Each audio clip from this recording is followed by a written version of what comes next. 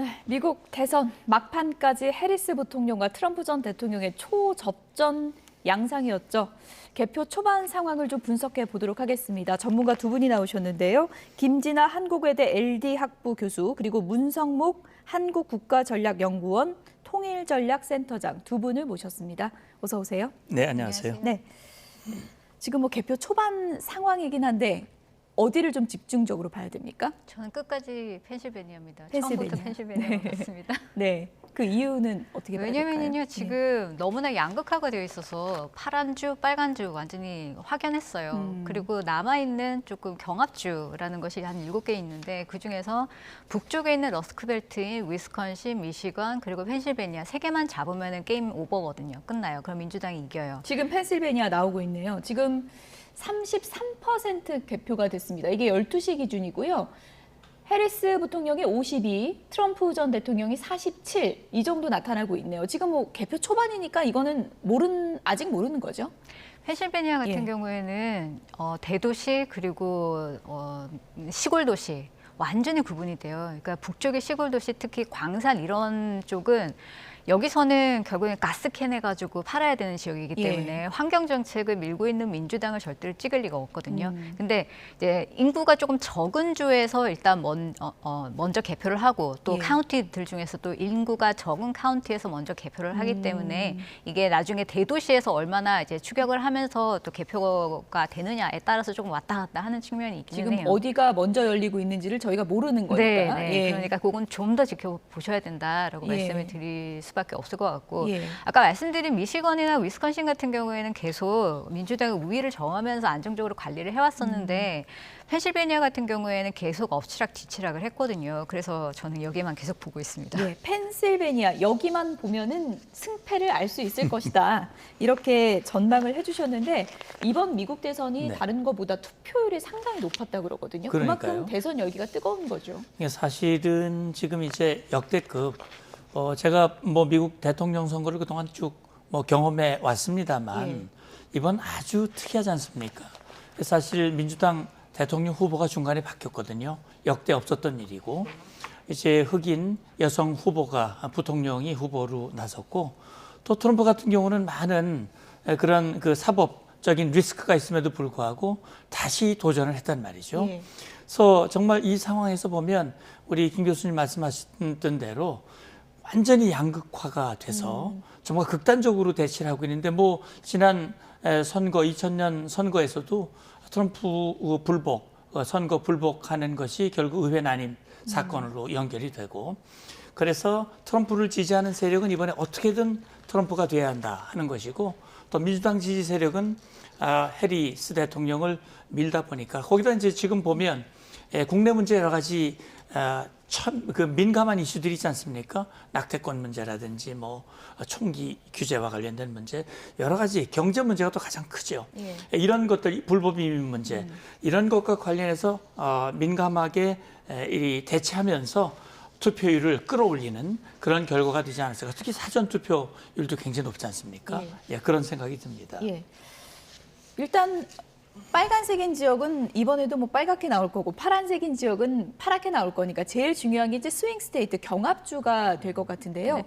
매직 넘버 270을 확보하기 위해서 먼저 트럼프 전 대통령 입장에서는 어느 주를 꼭 가져와야 되는 겁니까? 남부는 다 가지고 오면서 북부를 하나 뺐거나 아니면 네바다를 뺐거나 이렇게 해야 되는 거죠. 네바다가 6표를 더 가지고 갈 수 있는 주인데 북부를 뺏기는 글쎄 펜실베니아 저는 계속 펜실베니아만 일단 봐야 된다고 생각하는 게 펜실베니아 쪽에 특히 필라델피아 같은 경우에는 대도시에 있기 때문에 민주당이 굉장히 우월하다라고 얘기를 해요. 하지만 전반적인 추이를 보면은 민주당 점유율 자체가 계속 하락하고 있었어요. 2012년부터 이게 85에서 지금 80대 초반까지 쭈르륵 계속 내려가고 있는데 이 추세가 계속된다고 하면 이번엔 더 내려갈 수도 있다라고 우리가 예측을 할 수 있는 그런 부분이 있고 인근 교외 지역은 오히려 트럼프 강세로 또 올라가고 있거든요. 그렇기 때문에 안심할 수는 없는 줄라서 공화당도 한 번쯤 노려볼 수 있는 그런 지역이라서 선거 마지막 날까지도 필라델피아를 이제 공화당에서 방문을 했었던 이유 중에 하나입니다.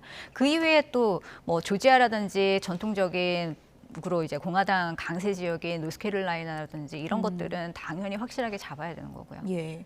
근데 많은 분들이 이제 미국 대선 워낙 복잡하니까요. 지금 투표가 끝났는데 출구조사로 누가 이긴다 이런 게 확실하게 왜 안 나오나 좀 궁금해하시는 분들을 위해서 설명을 좀 해주시면 워낙에 지역별로 시간대가 다르기 때문에 투표가 종료되는 시점이 다르고 그래서 좀 개표도 좀 지역별로 다 다르게 진행될 수밖에 없는 거죠. 이제 출구조사 같은 경우에는 그렇죠. 이제 일단 지역별로 시간대가 다르기 때문에 그 본토에서도 이렇게 동부, 서부 3시간 차이거든요, 벌써. 그리고 주별로 선거를 하는 방식이 정책이 다 달라요. 그렇기 때문에 언제 오픈을 하고 언제 클로징을 하는지 이런 것들이 정말 너무나 다르기 때문에 이제 클로징한 타임인 가장 마지막인 알래스카예요. 그러니까 우리나라 시간으로 오후 3시 정도 되면은 알래스카가 이제 투표가 끝나는 끝나게 겁니까? 되는 거고 그렇게 되면은 여러 가지 이제 사전 투표를 했었던 사람은 오랫동안 인터뷰를 해왔을 것이고요. 그리고 이제 오늘 투표를 하고 나오는 사람들은 자발적으로 인터뷰를 유도를 해가지고 그래서 출구조사를 데이터를 모두 다 모읍니다. 그래서 모든 지역의 투표가 끝나는 그 당시가 되면은 이제 전반적으로 예측이 가능한 시기가 된다라는 거죠. 그래서 그때까지는 조금 기다려 봐야 되는 상황입니다. 미국 대통령은 누구다 이렇게 못 박으려면 시간이 얼마나 필요한 건가요? 그게 참 어려운 일이에요. 왜냐면은 이 2020년 같은 경우에는 한 4일 정도가 걸렸거든요. 그 이유는 코로나 때문에 우편 투표가 굉장히 많았었어요. 그래서 69% 정도까지 갔었는데 펜실베니아가 특히 우편 투표가 높은 지역인데다가 사람도 많아가지고 그거를 다 이제 수작업을 해야 되는데 우편 투표는 뭐 이름, 뭐 주소 그리고 사인한 것까지 정말 다 대조를 시키면서 다 확인을 하거든요. 이 작업들이 엄청나게 오래 걸리기 때문에 그때는 많이 걸린 거고 이번에 우표 투표 및 사전 투표가 조금 비율이 낮았습니다. 그래서 한 10% 이상 더 많이 떨어졌기 때문에 그 정도까지 시간은 걸리지 않을 거다. 일단 그렇게 볼 수가 있을 것 같고요. 그리고 실제적으로 중간중간에 우리가 생각해 봐야 되는 변수가 사실은 있는데 펜실베니아 같은 경우에는 굉장히 박빙이라고 말씀을 드렸잖아요. 이게 정말 박빙이라고 한다면은 차이가 결과적으로 나타났을 때 1% 미만 또는 0.5% 미만으로 더 좁혀질 수가 있어요. 그러면은 펜실베니아 주의 이제 법에 의하자면은 0.5% 미만으로 차이가 줄어들었다라고 하면은 자동적으로 재검표에 들어갑니다. 재검표 시간이 또 걸리겠군요. 네, 그러면 다시 또 재검표를 해가지고 이게 이제 결과가 나올 때까지는 일단 공식적으로 기다려야 돼요. 근데 통계적으로 봤을 때 재검표는 뭐 크게 차이가 난다는 건 아니에요. 대신에 투명성을 좀 높이고 뭔가 잘못 기재된 것들을 어떻게 카운트를 했는지를 다시 점검을 하는 그런 과정이기 때문에 통계적으로 보면 차이가 0.03% 굉장히 적은 숫자예요, 사실은. 그렇기 때문에 크게 결과에 영향을 미치지는 않지만 공식적으로 뭔가를 이제 선포하기에는 아직 시간은 더 기다려야 된다는 얘기인 거죠. 양쪽 진영이 정말 팽팽하게 대립했던 미국 대선이기 때문에 막판의 작은 변수도 큰 차이로 이어질 수 있다는 얘기가 많았고요. 막판 표심의 변수가 될 만한 요인들 어떤 게 있었다고 보십니까? 그러니까 지금 뭐 사실은 제가 최근에 한 열흘 전인가요? 이게 이제 미국을 잘 아시는 분들 이렇게 얘기를 들어봤어요. 또 미국에 사시는 분들에게도 물어보면 전반적으로 분위기가 트럼프 쪽으로 흐르는 것 같다. 그런 얘기를 들었거든요. 근데 이제 요 2, 3일, 요 일주 이내에 들어오면서 해리스의 반등세가 만만치 않다. 이런 얘기들이 나오고 있거든요. 그래서 그 원인이 뭘까 생각을 해보면 지금 사실은 국제 정세를 보면 굉장히 복잡하고 어지럽지 않습니까? 북한군의 이 우크라이나 불법 파병 문제도 나오고 있고 또 ICBM 발사, 또 중동 확전 가능성 우려들도 많이 있는데 아마 지금 보면 어떤 그 대외적인 변수는 그렇게 큰 영향을 미치는 것 같지는 않고요. 결국 내부 변수가 가장 큰 것 같습니다. 그런데 마지막까지 이제 영향을 미친 것이 뭘까 이렇게 추정을 해보면 역시 이제 트럼프 후보 같은 경우는 말실수 이런 것들이 상당히 그 여성을 비하한다든지 이런 표현들이 표를 깎아먹는 그런 요인이 되지 않을까 하는 생각도 들고요. 이번에 보니까 대통령 선거를 하면서 낙태 찬반에 관련된 그 의견을 묻는 주들이 있더라고요. 그렇다면 그런 것들은 오히려 여성들을 투표장으로 이끌어내는 그런 요인이 될 수 있지 않을까라는 생각도 들고요. 그래서 전반적으로 지지층들이 이제 양분되는 상황에서 마지막에 그런 작은 변수들이 전체적인 당락에도 좀 영향을 주지 않을까라는 생각을 해봅니다. 예. 지금 뭐 저희가 속속 개표 현황을 지금 자막으로를 통해서 전해드리고 있는데 이 모든 지역 중에서도 7개 경합주 그 중에서도 선거인단 19명 그러니까 가장 많은 선거인단이 걸려있는 펜실베니아 결과가 어떻게 나올지 지금 모두 기다리고 있는 그런 상황입니다. 지금 뭐 전체적인 출구조사 윤곽은 나온 게 아니고 이 조사가 좀 눈에 띄었습니다. 선거 당일 이제 발표가 된 건데 해리스와 트럼프 누구에게 더 호감이 있나 이런 조사가 이루어졌더라고요. 그래픽을 좀 보여주시면 좋을 것 같은데요. 48%가 해리스의 우호적 견해가 있다고 답이 나왔고 44%가 트럼프의 호감이 있다. 이런 발표가 나왔거든요. 이것을 통해서 뭐 좀 유권자의 성향이나 이런 걸 좀 분석해 볼 수 있을까요? 아무래도 선거 당일에 나와서 많은 관심을 끈 것 같습니다. 오늘 출구조사도 우리가 조금 같이 생각을 해봐야 될 게 예. 거기서 이제 여러 가지 정보들을 얻잖아요. 그중에서 하나가 뭐였냐면 이번 선거에서 가장 중요한 이슈가 무엇이었는가 이 질문이었어요. 여기에 답한 걸 보면은 첫 번째가 민주주의예요. 민주주의. 예. 네, 민주주의가 가장 중요하다. 그다음이 경제, 그다음 낙태, 그다음이 이민이었어요.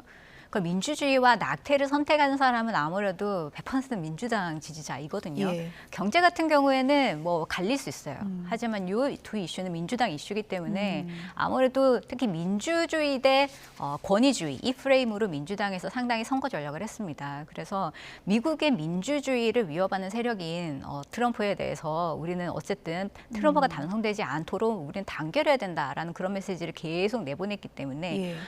실제로 10월 같은 경우에는 가장 중요한 게 뭐냐면 무당층 또는 중도층을 얼마나 끌어들이느냐의 문제인 거고 이 사람들이 만약에 정말 이번 선거가 대통령을 뽑는 선거가 아니라 미국의 미래를 좌우하는 선거다라는 데 힘을 실어준다고 한다면은 결국에는 민주당 쪽으로 조금 더 옮겨오는 게 맞는 거예요. 예. 그리고 아까 말씀하셨듯이 그 초기에는 뭐 해리스 쪽이 조금 우세한 것 같다가 다시 또 내려오는 것 같다라고 말씀을 하셨잖아요. 예. 근데 크게 한번 보면요. 사실 박빙에서 서로 왔다 갔다 하던 거였거든요. 그래서 어느 시점에서 우리가 보느냐에 따라서 예. 이게 박빙에 가까울 수도 있고 아니면 좀 더 멀 수도 예. 있는 거예요. 그러니까 정당 대회 이후에 해리스가 계속 이제 트럼프의 여러 가지 이제 비민주적인 이런 부분들을 계속 공략을 했기 때문에 이게 내려오는 이제 시기를 조금 늦추고 있었다 이렇게도 볼 수가 있는 것이고요. 그러한 상황에서 왜 그러면 이제 혼란이 많았었느냐 여러 가지 과거에는 못 보던 것들이 많았어요. 일단 첫 번째는 뭐냐면 교차 지지라는 겁니다. 교차 지지. 네, 그러니까, 예. 그러니까 트럼프의 중심 지지층이라고 할 수 있는 백인 유권자 지지율이 상당히 하락하면서 민주당 쪽으로 갔어요. 아마 이 백인 중에서는 상당히 여성이 포함이 됐을 거다라고 예측을 할 수가 있다라는 거죠. 그리고 해리스의 흑인 유권자 지지율이 상당히 빠지면서 또 트럼프 쪽으로 갔단 말이죠. 흑인 같은 경우에는 경제 문제 이런 것도 상당히 중요하고 특히 남부 흑인은 굉장히 보수적이거든요. 또 예. 그렇기 때문에 그런 문제 특히 이민과 관련해서 여러 가지 이제 정책적인 방향들을 트럼프 측에서 상당히 강조를 했기 때문에 이런 변화가 있었을 것이고 예. 또한 노조 분열이 상당히 이번에 심했어요. 예. 과거에는 이런 것들이 그렇게 드러나지가 않았는데 민주당은 사실은 노조가 굉장히 지지를 해주는 그런 정당임에도 불구하고 예. 이번에는 소방관이나 운전기사 노조들은 민주당에 손을 들어주지 않고 가만히 있었거든요. 그렇군요. 예, 그리고 나머지 뭐 자동차나 철강 교사 뭐 이런 쪽은 계속 이제 지지를 해주면서 약간 분리가 되는 그런 모습을 예. 보이는 게 실제로 대도시의 노조들 특히 노동자 계층이 민주당에서 상당히 많이 빠져나가면서 트럼프에 힘을 실어주는 그런 분위기도 분명히 있었기 때문에 이런 것들이 플러스 마이너스 되면서 굉장히 접전을 이제 보이는 양상을 우리가 봤다 이렇게 말씀드릴 수 있을 것 같습니다. 예. 교수님, 이 조사 결과는 어떨까요? 영국의 이코노미스트 조사 결과도 나왔는데 하루 만에 해리스의 승률이 6%포인트나 올랐습니다. 그래픽 준비되어 있는데 좀 보여주시면 좋을 것 같은데요. 이코노미스트 승률 분석이 뭐 틀린 적이 거의 없다 이런 말도 있는데 뭐 뚜껑을 열어봐야 아는 선거니까요. 이 승률 분석은 어느 정도 좀 신뢰하세요? 왜 갑자기 이렇게 확률이 올라갔느냐 거기에 대한 설명을 제가 읽어봤는데요. 예. 최근에 그 특히 네바다 네바다에서 민주당이 훨씬 더 빠르게 치고 올라오는 것까지 포함을 해서 그래서 그 부분을 감안을 했더니 270이 아니라 276으로 이길 것 같다라고 그렇게 예측을 했습니다. 선거인단 표를 이제 집계를 해보면요. 그래서 그런 부분들이 반영이 됐지 않을까라는 생각이 드는데 실제적으로 모든 기관들이 그러면은 해리스 후보한테 유리하게끔 그렇게 결론을 내렸느냐? 그거는 또 아닙니다. 뭐 크리스톨 볼이나 538 같은 경우에는 카멜라 해리스 편을 들었긴 했지만 더 힐이나 아니면 리얼 클리어 폴리틱스 이런 쪽은 민주당이 아니라 공화당 쪽이 훨씬 더 유리할 거다라고 일단 예측을 했거든요. 그만큼 예측이 엇갈린다라는 것은 너무나 박빙 상황을 그대로 이제 보여준다라고 할 수도 있는 거죠. 예. 미국 대선 개표 결과가 지금 뭐 지역별로 속속 그렇게 들어오고 있는 상황입니다. 2024 미국의 선택, 첫 여성 대통령이 탄생할지 아니면 트럼프 2기가 문을 열지 주목되고 있습니다. 네, CNN 지금 방송 나오고 있는데요. 개표 현황 CNN을 통해서 잠시 보도록 하겠습니다. 49% 그리고 49% 개표 진행이 됐습니다. 약 한 15,000여 표로 해리스가 앞서고 있습니다. 위스콘신에서 어떻게 하고 있는지 보면요. 해리스가 49.9%, 도널드 트럼프가 48.5%를 획득하고 있습니다. 해리스가 19,000표로 앞서고 있습니다. 약 한 33% 개표가 진행됐고요. 그리고 펜실베니아에서 트럼프가 50.3%, 카멜라 해리스가 48.7%를 득표하고 있습니다. 도널드 트럼프가 58,648표 차로 앞서고 있습니다. 지금 개표 진행이 펜실베니아에서 51% 진행됐습니다. 조지아에서 계속 트럼프가 우위를 지켜가고 있습니다. 51.8%이고요. 20만 4,640표 차로 해리스 47.2%를 앞서고 있습니다. 격전지인 미시간에서 카멜라 해리스가 51.1%를 차지했고요. 그리고 트럼프가 47%를 얻고 있습니다. 해리스가 4만 3천여 표로 앞서고 있습니다. 19% 격전지 미시간에서 개표가 진행되고 있습니다. 트럼프가 노스캐롤라인에서 52.4%, 카멜라 해리스가 46.4%를 득표하고 있습니다. 트럼프가 25만 3,752표를 더 얻고 있습니다. 지금 현재 기준입니다. 지금 72% 정도 개표가 완료됐습니다. 뉴멕시코에서는 해리스가 앞서고 있습니다. 8,592표 차로 50.7% 득표를 보이고 있고요. 트럼프가 47.6%입니다. 약 한 31% 미만의 개표율을 보이고 있습니다. 31% 개표됐고요. 그리고 해리스가 버지니아에서도 앞서고 있습니다. 49.1% 득표율, 도널드 트럼프가 49%, 해리스가 1,118표 차로 앞서고 있습니다. 개표 진행 상황이 68% 버지니아에서 보이고 있습니다. 네, 계속 맵의 상황이 바뀌고 있습니다. 버지니아를 보시겠습니다. 지난번에 봤을 때 페어팩스에서는 수치가 훨씬 더 낮았죠. 그런데 버지니아에서 최대 카운티입니다. 예, 워싱턴 DC에서 40분 정도면 차로 갈 수 있는 곳이죠. 특히 이런 밤 시간에 더 빨리 갈 수 있습니다. 이렇게 지금 알렉산드리아 그 교회의 인구가 굉장히 작은데요. 아주 가깝죠. 그리고 정말 근소한 격차로 해리스가 앞서고 있습니다.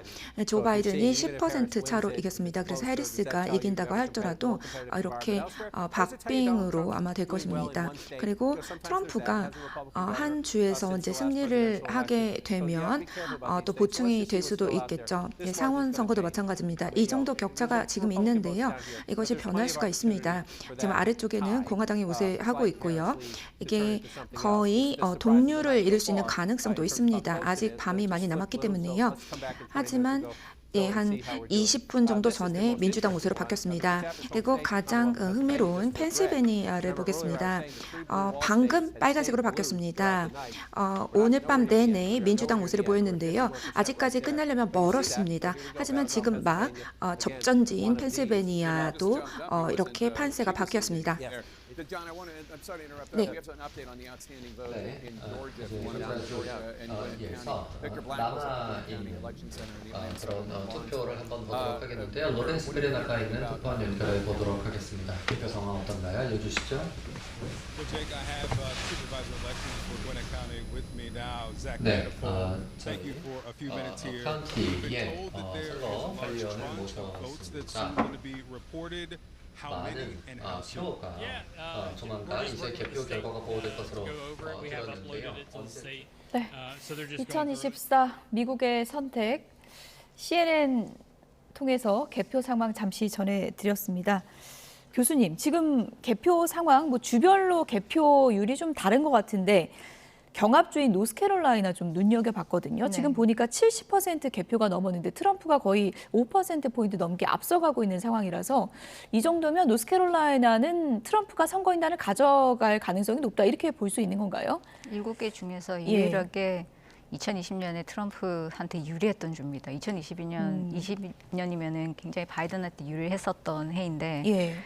뺏기지 않은 주이거든요. 그만큼 공화당 강세 지역이고 2008년 이후로 민주당이 한 번도 이긴 적이 없어요. 그래서 근데 경합주로 묶인 거는 왜 그런 건가요? 여기서 이제 어떤 부분이 중요하냐면 예. 이제 인구가 계속 늘어나요. 대도시를 중심으로. 노스캐롤라이나가요? 네, 노스캐롤라이나. 예. 그러니까 샬렛이나 럴리 등 대도시들이 인구가 늘어나면서 아무래도 고학력층 이런 사람들이 모여들면은 그만큼 민주당한테 유리한 결과가 나올 수밖에 없고 이거는 그렇군요. 계속 트렌드인 거거든요. 예. 그리고 여러 이제 민주당 같은 경우에는 이제 새롭게 뚫은 지역이 덜함 카운티라고 여기는 흑인도 많지만 이제 대학가 주변이기 때문에 여기도 굉장히 잘 관리를 하고 있어요. 그래서 예. 앞으로 계속 노려볼 만한 지역이다라고 생각은 그러니까 할 수가 민주당이 있어요. 상승세는 맞다. 예, 상승세가 예. 지금 이제 예측이 되는 그런 예. 주이기 때문에 2028년을 또 한번 이제 생각을 해봐야 되는 그런 주이기도 한데 예. 중요한 건 뭐냐면 중간에 변수 하나가 또 있었어요. 이 상승세를 살짝 꺾는 그런 이제 좀 우려가 되는 시점이 뭐였냐면 예. 허리케인 헬렌 예. 변수거든요. 그래서 서부 지역에 이제 강타를 했는데 여기가 공화당 성향의 이제 지역 투표율에 상당히 영향을 줄 수가 있었고 이 예. 부분이 상당히 이제 정부가 제대로 대응하지 못했다라는 그런 정서가 이제 좀 깔리면서 여기에서 이제 표를 많이 공화당 쪽으로 옮겨갔지 않을까라는 그런 이제 예측을 하는 사람들도 있었죠. 선거인단 수가 16명 상당히 많더라고요. 네, 많습니다. 예. 그러니까 가장 많은 곳은 펜실베니아 19명이고 지금 노스캐롤라이나가 16명, 지금 조지아도 지금 CNN은 트럼프 전 대통령의 승리를 전망하고 있는 그런 주인데 네. 조지아하고 노스캐롤라이나를 트럼프가 가져가면 해리스는 좀 어려워지는 상황 아닌가요? 근데 어떻습니까? 원래는 아까 말씀드렸듯이 남부주는 트럼프가 잘 관리를 하고 있었기 때문에 크게 민주당의 어떠한 이제 판세 이런 거에 관심을 두지 않아도 되는 해리스 그냥 쪽도 여기를 본인들이 가져갈 거라고 예상을 하지 않을 가능성이 높다고 보시는 건가요? 네, 예. 노스캐롤라이나는 계속 이제 관리를 하고 있었기 때문에 어느 정도 기대를 했었고요. 예. 그리고 조지아 같은 경우에도 다시 한 번 더 역전의 기회를 여기서 한번 찾지 않을까라는 기대는 했어요. 왜냐하면 2020년에 대선 때는 바이든 대통령이 여기를 차지해서 승리로 이끌었었거든요. 예. 근데 아주 이제 작은 차이긴 했지만 여기도 마찬가지로 대도시 애틀란타를 중심으로 해서 계속 교외 지역으로 이제 인구가 계속 유입이 되는 그런 게 하나가 있었고 예. 특히 트럼프를 이제 흑인보다는 아무래도 또 이제 백인들이 훨씬 더 지지를 하는데 조지아는 흑인이 굉장히 많은 지역입니다. 게다가 2020년 같은 경우에는 조지 플로이드 사건 때문에 흑인들이 상당히 결집을 했어요. 그래서 예. 90% 가까운 그런 결집력으로 민주당을 밀어줬기 때문에 그러한 이변이 또 한 번 일어나면 좋겠다라고 또 기대를 해본 지역이기도 하죠. 예. 그래서 돌고 돌아서 중요한 건 펜실베니아다. 네. 저희가 처음부터 계속 그 얘기하고 있는데 펜실베니아의 표심을 잡을 중요 변수가 뭐 어떤 것들이 있었다고 볼 수 있을까요? 예, 그러니까 이제 펜실베니아는 이게 선거 때마다 왔다 갔다 펜실베니아에서 이긴 후보가 대통령이 됐지 않습니까? 예. 그래서 2016년에 트럼프가 됐고 그다음에 2020년에 바이든이 됐단 말이죠. 저희 펜실베니아 네. 그래픽 다시 한번 좀 보여주시면 좋을 것 같습니다. 예. 예, 그래서 지금 이 매 대선 때마다 결정적인 그런 변수가 바로 이제 펜실베니아라고 말씀을 드릴 수가 있는데 예. 지금 이제 김 교수님께서 말씀하셨듯이 이게 이제 지금 이슈가 되고 있는 여러 가지 그 상황들, 여러 가지 상황들을 봤을 때 지금 백인 남성이냐, 백인 여성이냐, 흑인 남성이냐, 흑인 여성이냐 이런 지금 이번에 독특한 구도라고 하는 것이 결국은 펜실베니아에서도 그런 영향이 나타나지 않을까라는 생각이 드는 거거든요. 그래서 지금 전체적으로 미국 선거제도라고 하는 것이 선거인단 독식 제도인데 예. 전체 538명 중에 270석을 가져가면 되는데 결국은 김 교수님 계속 펜실베니아를 예. 거기서 이기는 후보가 이기는 것이다라고 지금 말씀하셨는데 뭐 그건 저도 그런 생각을 가지고 있고요. 지금 펜실베니아 지금 아까 얘기도 했지만 지금 대선의 중요 변수 되는 게 민주주의냐 권위주의냐 그다음에 경제 발전에 어디가 기여하느냐 그리고 낙태 문제라든지 불법 이민 문제라든지 이런 것들을 놓고 펜실베니아 내에서도 도심 또 카운티 이런 전체에서 이런 표심들이 갈리는 것이 아닌가 생각이 되는데 지금 나오는 이 개표 상황이라든지 출구조사라든지 이 숫자만 가지고는 뭐 어디가 더 유리하다라고 지금 단정 질 수는 없는 그런 상황일 것 같습니다. 지금 뭐 개표가 마무리된 곳이 없기 때문에 저희가 뭐 어디가 누가 가져간다 이렇게 얘기할 수 없는 상황이고 지금 펜실베니아도 뭐 개표 현황이 속속 전해지고 있는데 지금은 또 트럼프 전 대통령이 조금 앞서가고 있다는 또 개표 그 소식도 전해지고 있고 근데 뭐 개표가 지금 엎치락 뒤치락 하는 것 같습니다. 여긴 좀 더 지켜봐야 되는 그런 상황인 것 같은데 펜실베니아 역대 지금 뭐 민주당도 갔다 공화당도 갔다 그러는데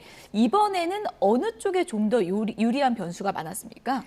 일단 중간 선거도 중요해요. 2022년 중간 선거를 잘했느냐 못했느냐가 바로 2년 뒤인 2024년에 얼마나 영향을 미치느냐에 또 영향을 주거든요. 근데 2022년 같은 경우에는 중간 선거 때 민주당이 상당히 우세했어요. 그래서 분위기는 좋았단 말이죠.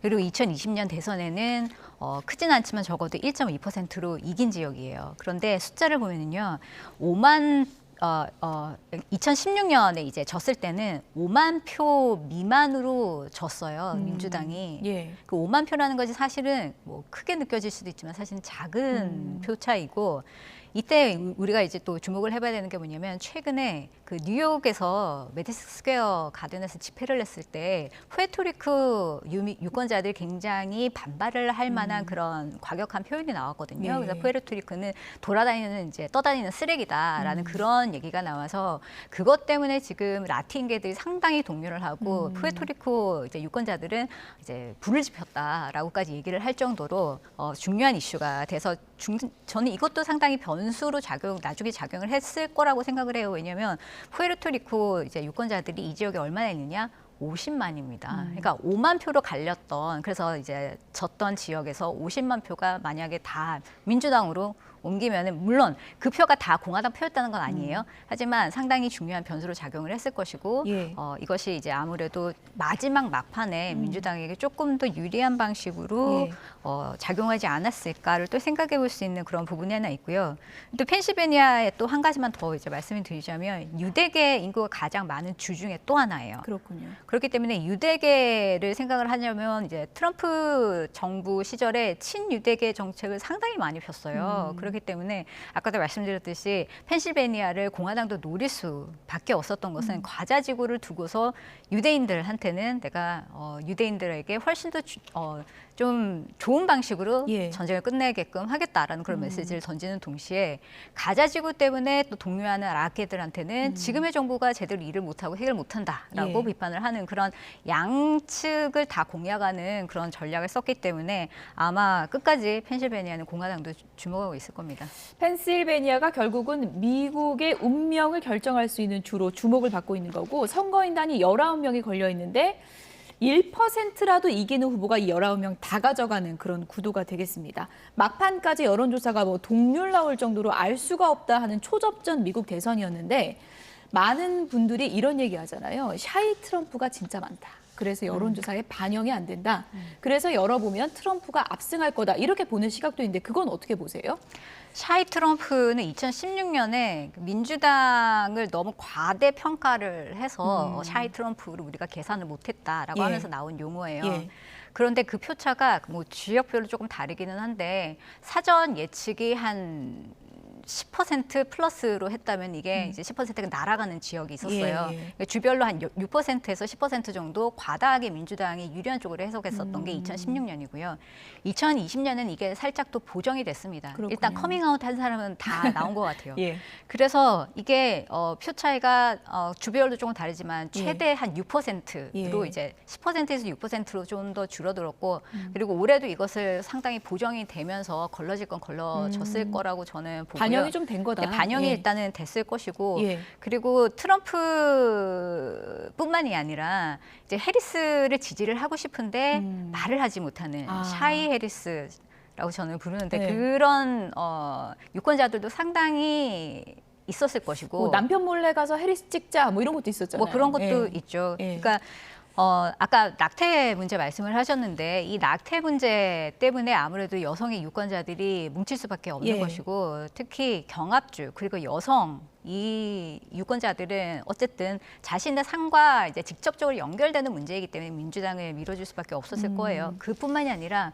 공화당 내에서 실제로 공화당 유권자이면서 나가지 않거나 아예 투표를 하지 않거나 예. 아니면은 나가서 상대방을 찍는 그런 경우도 분명히 생겨났을 거라는 그런 예측을 해볼 수가 있는데 중간에 이제 2020년 의사당 난입 사건 때문에 이런 샤이 해리스라는 것이 생겨날 수밖에 없었다라고 저는 봅니다. 왜냐하면은 전통적인 그리고 굉장히 유순한 공화당 사람들은 민주주의 지켜야 된다고 생각하거든요. 예. 그렇기 때문에 그 대원칙에 있어서는 차마 트럼프 후보를 찍지 못하겠다라고 하는 사람들도 있고 그리고 최근에 민주당의 여러 가지 선거 전략 중에서 하나가 공화당 소속이면서 특히 과거에 트럼프의 측근 그리고 백악관에서 참모로서 일했던 사람들이 계속 인터뷰를 하면서 트럼프라는 인물이 얼마나 위험한지에 대한 여러 가지 그 선거를 많이 했어요. 그런 메시지들이 확산이 되면서 아마 샤이 해리스를 또 많이 만들어냈을 것이다라고 저는 봅니다. 예.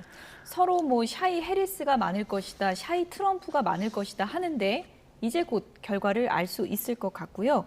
우리에게 이제 가장 중요한 것 중에 하나는 이제 안보 이슈인데요. 네. 트럼프 전 대통령이 만약에 미국의 대통령이 이번에 된다면 우리의 대북 정책을 대폭 수정해야 할 수도 있다. 이런 시각도 있잖아요. 예, 물론 그렇습니다. 예. 그동안 트럼프 대통령은 김정은과 3번 만났죠. 정상회담 정식으로 2번 했고 판문점에서 만났고. 그래서 이제 트럼프가 자랑하는 건 그거예요. 김정은과 잘 지냈기 때문에 전쟁을 막았다. 그리고 트럼프가 집권했을 때는 북한이 핵실험도 안 했고 미사일도 아주 적게 쐈다. 예. 그렇기 때문에 자기의 공은 크다. 이렇게 자랑을 하고 있거든요. 그러면서 김정은과 친하다. 뭐 김정은과 친하고 잘 지내는데 그게 무슨 문제냐. 예. 그래서 자기가 집권을 하면 이제 이 문제를 해결하겠다라는 식으로 얘기는 하고 있어요. 그래서 이제 지금 과연 그렇다면 트럼프가 재집권을 했을 때 트럼프 본인이 말한 대로 북한과 김정은과 다시 정상회담이 열린다든지 북한 핵 문제를 비핵화를 주제로 해서 대화가 다시 재개된다든지 과연 그게 가능할까라는 걸 생각해 보면 지금 2018년 김정은과 트럼프와 김정은이 만났던 그 안보 상황과 지금은 전혀 다르거든요. 다르군요. 예. 우선 김정은 자신이 예. 이제는 그때는 미국과 좀 트럼프를 어느 정도 설득을 하면 좀 핵 문제, 다시 말하면 자기들이 핵 보유를 어느 정도 인정받으면서 제재를 풀 수 있겠다라는 기대감을 가지고 나왔단 말이죠. 지금은 푸틴과 완전히 짝짝꿍이 됐습니다. 그래서 푸틴과 혈맹을 맺기 위해서 젊은이들까지 불법 전쟁터에 보내가지고 이 하나가 되고 있거든요. 이게 푸틴이 김정은의 핵 미사일 전적으로 지지하고 있습니다.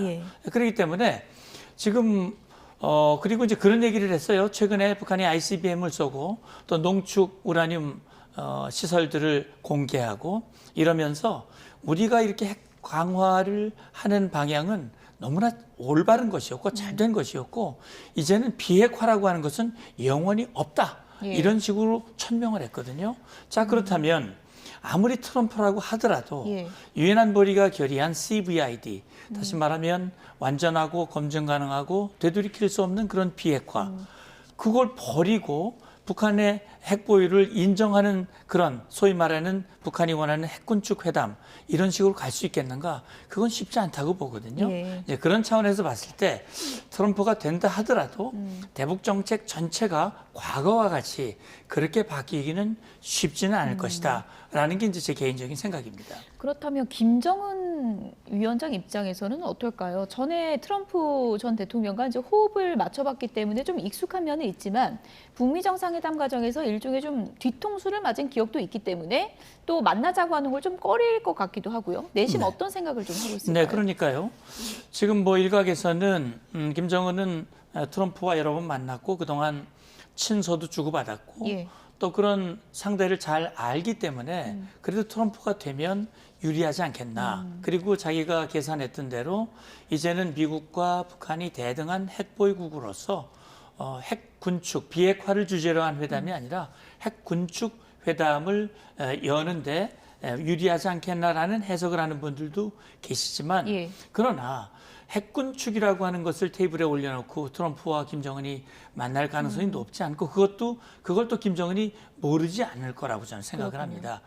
그래서 저는 트럼프 대통령이 이제 재집권을 한다, 전 대통령이 재집권을 한다 하더라도 2018년과 같은 그런 어떤 정상회담 테이블이 다시 만들어질 가능성은 높지 않고 그렇다면 그런 기대를 김정은도 하기는 쉽지 않을 것이다. 예. 그런 생각을 해봅니다. 어쨌든 누가 되느냐에 따라서 우리나라의 안보 지형도 상당히 바뀔 수밖에 없을 것 같은데요. 어떻게 좀 변화가 있을지 좀 지켜봐야 될 것 같고요. 앞서 뭐 샤이 트럼프, 샤이 해리스 이런 얘기도 있었는데 후보 지명하는 민주당 전당대회 때까지만 해도 해리스 부통령이 일종의 뭐 검은 돌풍을 이어가지 않을까. 오바마 전 대통령과 오프라 인프리도 적극적으로 지지하고 있고 그래서 흑인들이 뭉치지 않을까 그런 기대가 좀 있었던 것 같은데 막판에 좀 흑인 표심이 오히려 해리스한테 떠났다는 얘기가 많았잖아요. 그건 왜 그렇다고 보세요? 흑인 표심은 예전부터 계속 떠나고 있었지 전부터 않을까. 떠났던 전부터 겁니까? 예. 조금씩 하락하지 않았을까라는 예. 생각이 드는 게 아까도 말씀드렸지만 과거에는 이제 결집할 수 있는 여러 가지 이슈들이 있었잖아요. 조지 플로이드 사건부터 시작을 해서 그런 것들이 최근에는 뭔가 트리거로 작용할 게 없었다라는 게 하나가 있고요. 그리고 그래서 민주당은 그동안 오랫동안 흑인 남성들, 특히 남성들의 민주당 이탈을 굉장히 우려를 하고 있었어요. 그래서 흑인 유권자들의 이제 지지도를 보면은 과거에 이제 선거를 할 때는 90%까지 분명히 민주당 쪽으로 올라왔는데 이게 70%에서 왔다 갔다 이게 80% 사이에서 왔다 갔다 했다는 것은 그만큼 굉장히 낮아졌다라는 것이거든요. 그렇기 때문에 전반적으로 흑인 투표가 이제는 민주당 거다 이렇게 얘기를 이제 쉽게 할 수는 없는 상황이었다라고 저는 보고요. 그렇기 때문에 민주당이 최근에 마지막 선거 전략으로 했었던 게 55개 흑인을 위한 간행물 그리고 48개 라디오 방송 이런 곳에 흑인 유권자들을 아주 이제 대상으로 한 맞춤형 광고들을 그러니까 100만 달러 이상 돈을 쓰면서까지 게재를 했었던 이유가 굉장히 불안감이 있었다라는 거를 또 예. 반증을 하는 거라고 봅니다. 예. 어쨌든 누가 되느냐에 따라 뭐 한반도 안보 지형도 달라지겠지만 뭐 우크라이나 전쟁에 대한 트럼프와 해리스의 그 시각차도 상당하기 때문에 뭐 미국의 그 세계 갈등 속에서 미국의 역할도 상당히 좀 달라질 것 같은데 어떤 색깔의 좀 변화가 있을 거라고 보십니까? 예, 일단 뭐 해리스 부통령이 만약에 당선이 된다면 지금 바이든 행정부의 외교안보 정책의 전반적인 기조를 유지할 가능성이 전 높다고 봅니다. 특히 이제 바이든 정부가 강조했던 것은 자유와 민주, 인권이었거든요. 예. 그래서 자유를 침해하고 인권을 흐트리는 그런 조치에 대해서는 뭐 강력한 그런 대응을 했었고요. 어쨌든 푸틴이 우크라이나를 침공한 것은 명백히 자유를 유린하고 인권을 짓밟은 그런 침략 행위거든요. 그렇기 때문에 물론 확전을 방지하기 위해서 일정한 선을 두고 우크라이나를 지원했지만 어쨌든 우크라이나에 대한 적극적인 지원을 하고 있기 때문에 지금 3년 가까이 전쟁이 이어지고 있는 것이고 푸틴이 상당히 고전을 하면서 결국 김정은과 손을 잡을 수밖에 없는 상황까지 갔는데 지금 트럼프는 그런 얘기를 하고 있거든요. 내가 되면 저 끝낼 거야. 이제 이런 얘기를 하고 있지 어떻게 않습니까? 끝낼 거란 얘기인가요? 푸틴하고 친해되는 거예요. 예. 그래서 뭐 푸틴도 트럼프가 되기를 바라는 마음이 있을지 모르겠는데 어쨌든 지금 트럼프는 아마도 지금 바이든만큼 적극적인 지원을 줄일 가능성이 있다고 생각이 돼요. 만약에 미국이 나토의 중심인 미국이 우크라이나에 대한 지원을 줄여간다면 아마 젤렌스키가 이걸 유지하는 것도 쉽지 않을 것이고 그렇다면 젤렌스키가 절대로 지금 세 개 주 이 남부 이 영토를 뺏긴 상태에서 휴전회담은 없다라고 얘기를 하지만 어쩔 수 없이 휴전회담장으로 나가는 그런 상황을 트럼프가 생각하고 그런 발언을 하지 않았을까라고 한다면 그런 어떤 변화를 예측해 볼 수도 있겠죠. 예.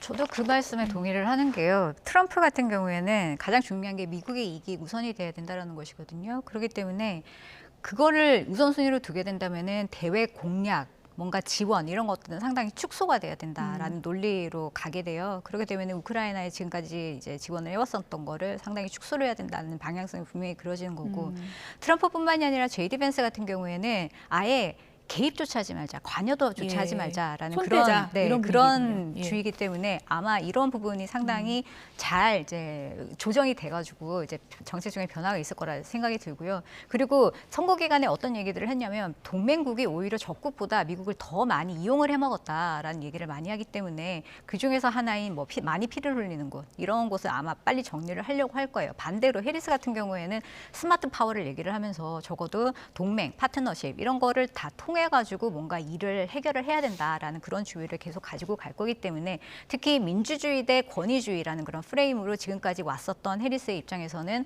우크라이나 민주주의 그리고 러시아 권위주의 이 프레임으로 다시 또 이제 볼 수밖에 없는 그런 상황이거든요. 그렇기 때문에 그런 정책 방향성은 바이든 정부 때와 거의 비슷할 거라고 봅니다. 예. 끝으로 이거 좀 여쭤볼게요. 트럼프 전 대통령이 결과를 받아들일 것인가? 이 부분도 하나의 좀 우려가 나오고 있는 상황입니다. 만약에 이제 해리스 부통령이 당선이 될 경우에 경선 불복 가능성이 높다는 얘기가 계속 나오고 있고 실제로 이런 얘기를 했습니다. 필라델피아에서 대규모 부정선거 얘기가 나오고 있다. 벌써부터 이런 얘기를 흘렸거든요.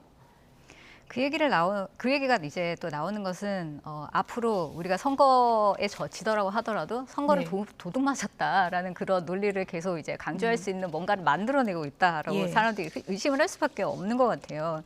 근데 문제는 뭐냐면요, 이것은 각 주에서 결정을 하는 거거든요. 트럼프가 혼자서 결정하는 것이 아니라 그런 각 주에서 이 12월 17일 날 모든 이제 주들의 선거 결과를 다 이제 오픈을 하고 그리고 이것을 토대로 선거인단 수를 확정을 해가지고 이제 명부를 만든 다음에 다시 DC로 가서 이것을 1월 6일 날에 다시 인증을 받는 그런 절차가 있습니다. 이런 거는 절차적으로 어쨌든 지켜져야 되는 그런 과정이고 과거 같은 경우에는 이렇게 의회에서 상하원이 모여가지고 이것을 인증을 할 때 이의제기를 하기가 너무나 쉬웠어요. 그 얘기는 트럼프 대통령이 누군가 한 명을 딱 지목을 해서 이의제기해 이렇게 하면은 이거를 문제제기를 할 수 있는 상황이었다는 거죠. 근데 2022년에 선거법을 개정을 했습니다. 한번 겪어봤기 때문에 그래서 이제는 상원 의원 뭐 한 명이 아니라 이제는 각각 20% 그러니까 5분의 1 이상의 의원들이 다 이의제기를 해야지 이거를 엎을 수가 있어요. 근데 그 숫자를 모으기는 의회 내에서는 그렇게 쉽지가 않거든요.